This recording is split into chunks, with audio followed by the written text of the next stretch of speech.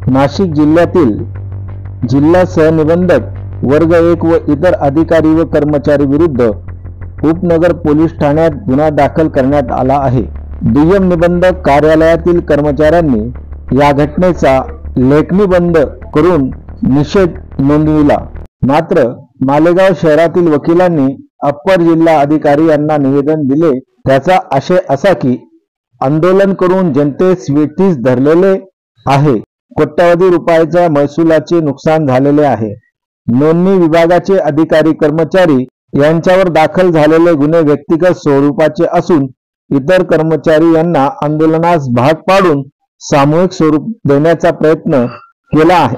शासनाचे झालेले नुकसान कर्मचाऱ्यांनी शनिवारी असलेल्या शासकीय सुट्टीच्या दिवशी कार्यालयात हजर राहून भरपाई करावी व शासनाने कायदेशीर मार्गाने दंडित करावे अशी मागणी advocate Arshad Tiwari, advocate Bhushan Pagar, advocate Shaikh Nazish, advocate Swapnil Pakhale, advocate R D. Nikam, advocate Sohail Pathan यांनी निवेदनाद्वारे केली आहे।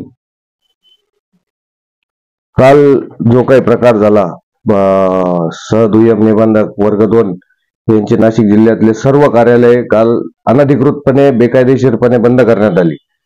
त्याचं कारण असं होतं की मुद्रांक जिल्हाधिकारी श्री दवंगे व इतर 5 अधिकारी, त्यात सागर बच्चाव आहेत, कोल्हे साहेब आहेत, अजय पवार आहेत, या सगळ्या अधिकाऱ्यांनी मिळून एका महिलेची कामाच्या ठिकाणी किंवा विनयभंगाचा प्रकार त्यांच्यावर करण्यात आल्याचा एका महिलेने आरोप केलेला आहे। हा आरोप पूर्णतः व्यक्तिगत स्वरूपाचा आहे। शासकीय कामात याचा कुठलाही अडथळा त्या महिलेने निर्माण केल्याचा आरोप केलेला नाही। तर मग हा जो सामूहिक लेखणी बंद आंदोलन करण्यात आलं, याचा उद्देश काय होता की हे आरोपी लोकांना संरक्षण देण्याचा, पाठबळ देण्याचा आणि त्यांचे उद्योग पूर्ववत सुरू ठेवण्यासाठी हा लेखणी बंद आंदोलनाचा घाट घालण्यात आला होता का? यासाठी जे कर्मचारी तात्पुरत्या स्वरूपात आहेत, कॉन्ट्रॅक्च्युअल बेसिसवर आहेत आणि काही परमनंट आहेत, यांच्यावर कुठला दबाव होता का, या गोष्टीची चौकशी व्हावी याकरता आम्ही माननीय अप्पर जिल्हाधिकारी साहेबांना काल एक निवेदन दिलेलं आहे।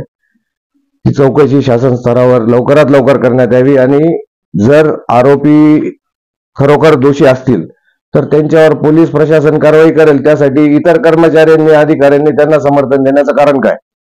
ते जर शासकीय काम करत असताना त्यांच्यावर कुठल्याही प्रकारची शाईपेक किंवा मारहाण झाली असती आणि त्याच्या निषेधार्थ जर या लोकांनी लेखणी बंद किंवा इतर प्रकारचं आंदोलन केलं असतं तर ते समर्थनार्थ होतं। परंतु अतिशय गंभीर स्वरूपाचे विनयभंगाचे आणि याचे गुन्हे असताना, अॅट्रॉसिटी सारखा गंभीर गुन्हा दाखल असताना अशा आरोपींचं समर्थन करणं हे एक प्रकारचं त्या गुन्ह्याला समर्थन करण्यासारखं आहे आणि न्यायपालिकेवर एक प्रकारचा सामूहिक दबाव टाकण्याचा प्रयत्न होतोय की काय, अशी शंका येण्यास त्यात वाव मिळतो। यासाठीच आम्ही माननीय अप्पर जिल्हाधिकारी साहेबांना निवेदन दिले आहे। त्यांना सगळं संपूर्ण प्रकरण समजावून सांगितलेलं आहे आणि या विषयात शासनामार्फत कारवाई होईल अशी अपेक्षा ठेवून आहोत आम्ही। जो 1 दिवसाचा कोट्यवधी रुपयांचा महसूल शासनाचं उत्पन्न बुडावलेलं आहे या लोकांच्या आंदोलनामुळे, त्याची भरपाई या लोकांकडनं करून घेण्यात यावी अशी आमची मागणी आहे। यासाठी जी जनतेची पिळवणूक झाली, जनतेची हॅरेसमेंट झाली, त्यासाठी या लोकांना जबाबदार धरण्यात यावं आणि त्यांच्याकडनं ही सगळी नुकसान भरपाई करून घेण्यात यावी अशी मागणी मालेगाव वकील संघातर्फे आम्ही अप्पर जिल्हाधिकारी कार्यालयाला केलेली आहे।